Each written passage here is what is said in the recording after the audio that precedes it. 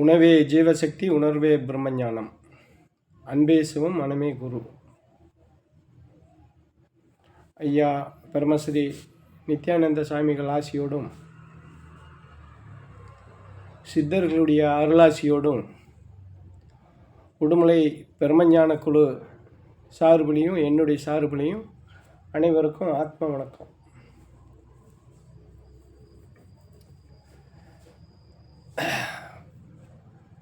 ஒரு மனிதன் இன்னைக்கு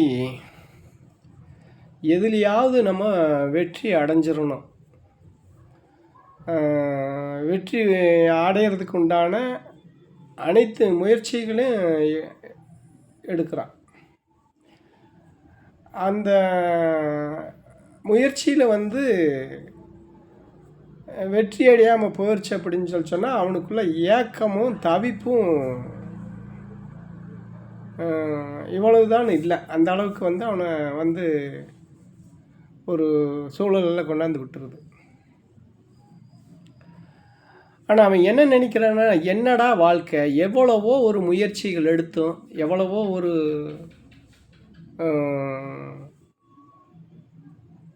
முயற்சிகள் எடுத்து, எவ்வளவோ ஒரு இதுகளெல்லாம் இருந்து நம்ம வாழ்க்கையில் எதுலேயுமே நம்ம விளங்காமல் போயிடுறோமே, விளங்காமல் போயிட்டியாமே, விளங்காத பையங்கிற மாதிரி ஒரு பேர் நமக்கு வருது.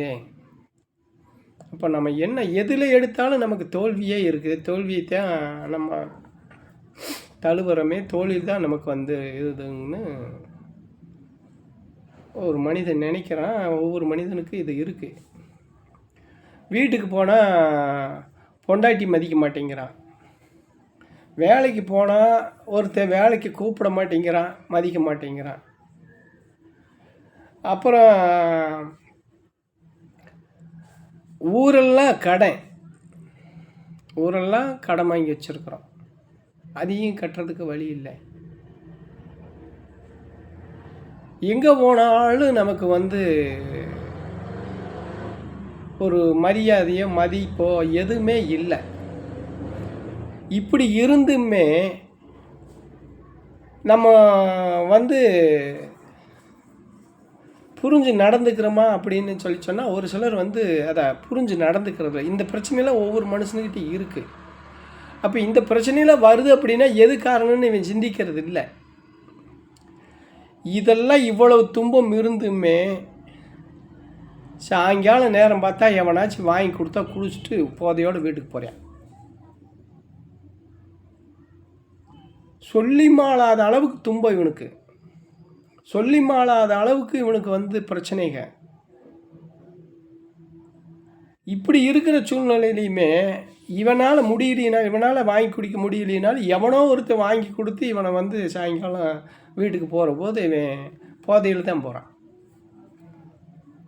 அப்போ இவனையெல்லாம் என்ன சொல்கிறது? அப்புறம் எப்படி இவனுக்கு வீட்டில் மரியாதை இருக்குது, ஊருக்குள்ளே மரியாதை இருக்குது, இல்லை வேலைக்கு போகிற பக்கம் மரியாதை இருக்கும்? இவனுக்கு மனந்தே அமைதி எப்படி இருக்கும் சொல்லுங்களா?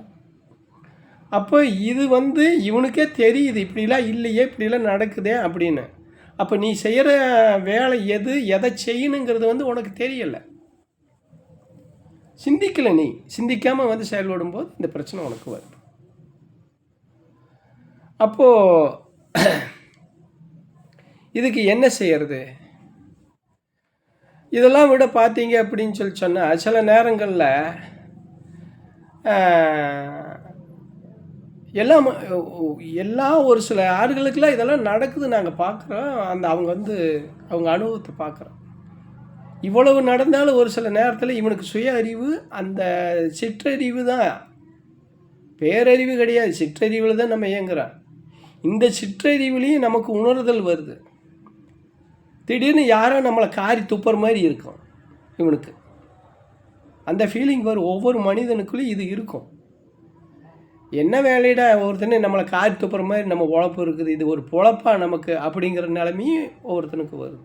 இப்படி இருந்தாலுமே நான் சொன்ன மாதிரி சாயங்காலம் நேரம் பார்த்தீங்கன்னா இவங்க வீட்டுக்கு போகையில் வாங்கி கொடுக்குறாங்கிறதுக்காக நீங்கள் அந்த வேலையும் செஞ்சுட்டு போகிறீங்க, உங்களுடைய நிலைமையை உணராமல்.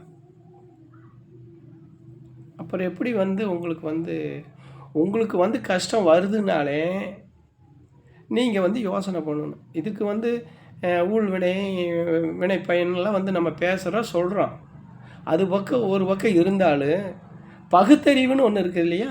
அந்த பகுத்தறிவு பிரகாரம் வந்து நம்ம என்ன செய்கிறோம், எதனால வருது, நமக்கு வர்ற பிரச்சனை நம்மளாலதே வருதுங்கிறது வந்து ஒன்றொன்னா வந்து சிந்திச்சு குறைச்சிக்கிட்டே வந்தால் இந்த பிரச்சனை எந்த மனுஷனுக்குமே வராது. அப்போ இதுக்கு என்ன செய்கிறது? அறியாமையில் இருந்தோம். செய்யக்கூடாது எதை செய்யணுமோ அதை செய்யாமல், எந்த நேரத்தில் எதை செய்யணுமோ அதை செய்யணும். எந்த முடிவை எந்த நேரத்தில் எடுக்கணுமோ அந்த முடிவை நம்ம எடுக்கணும். அப்போ இதெல்லாம் செய்ய வேண்டிய நேரத்தில் செய்யாமல், எடுக்க வேண்டிய முடிவை எடுக்க வேண்டிய நேரத்தில் எடுக்காமல், புரிஞ்சு நடந்துக்க வேண்டிய நேரத்தில் புரிஞ்சு நடந்துக்காமல் அறியாமையிலேன்னு சொல்லலாம். இது